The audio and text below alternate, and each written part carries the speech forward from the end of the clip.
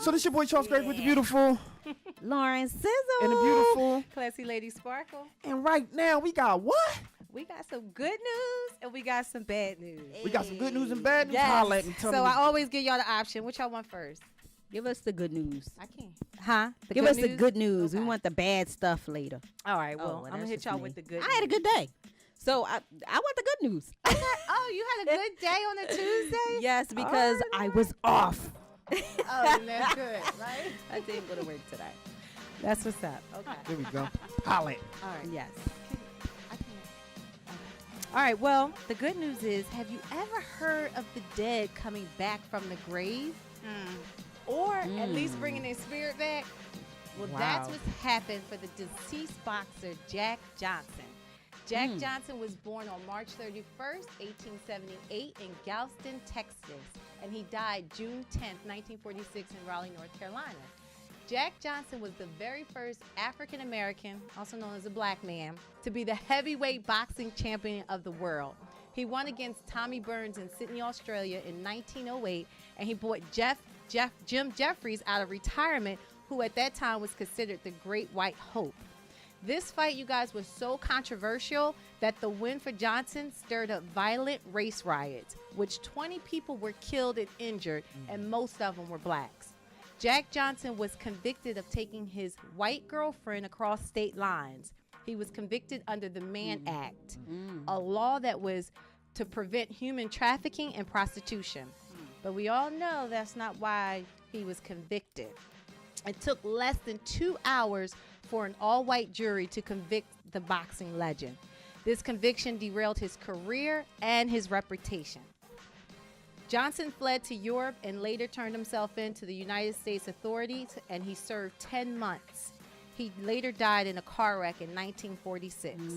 So over the years, his family attempted to ask many presidents to pardon him, to get what they call a posthumous pardon, also retrospectively. 100 years later, on May 24th, 2018, the family's wish came true. Number 45, Trump, the first president to accept and approve this pardon. It's what Trump tried to do. That's the good news. That after 100 years, his name has finally gotten cleared for the first black heavyweight champion of the world.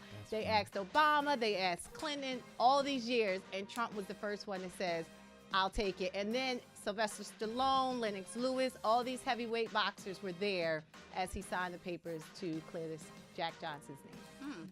So the question becomes, right? What? The question becomes, do we salute Trump for doing something like that even our black president didn't have the ability to, I won't even say the ability, but he felt that it wasn't necessary to do? If it's strategic, then nah. But if it was genuine, then I think you should give credit where credit is due. Okay. So what y'all think? Do you think it was strategic, or do you think Trump had a heart and was like, let me clear this black man? All right. I believe that Sylvester Stallone is his man, and he'll probably come out with a movie or something about Jack Johnson, and that's what that's about, or something like that. Our president got Bin Laden. I know that's right. No rap. All right, right. Okay. All right. That was the good news. The bad news. Now, we know this ain't about saluting the flag, but we can't tell them that because I believe they're not listening. Or maybe they just don't care. It's been announced that the NFL's new policy requires the players to stand on the field when the national anthem is being said. Or, get this, if they don't want to say it, they got to go and wait in the locker room. If a player takes a knee or not follow the guidelines during the national anthem, they will definitely pay a fine. So if you're one of those people that ask, well, what about our Constitution or the First Amendment rights? Well, guess what? That doesn't apply because the NFL is a private company.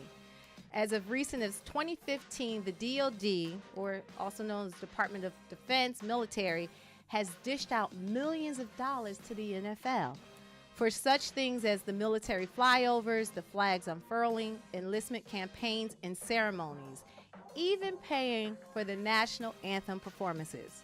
So although this was started with Colin Kaepernick taking a knee for injustice, little did he know, or he knew, that he was revealing a bigger scam regarding the national anthem. The salute to the American flag during the NFL game is primarily to market and brand military recruitment. So that's your good and bad news, y'all. That was the good news and bad news. Yeah, And I'm guess kind of what? irritated. I will be boycotting the NFL again. For another season. For another season until the Eagles win the championship again. And when they win the Super Bowl, I'll watch the Super Bowl. You was out Yes. there. I was out there. He was out there. Out there. He On lost the his pole. voice.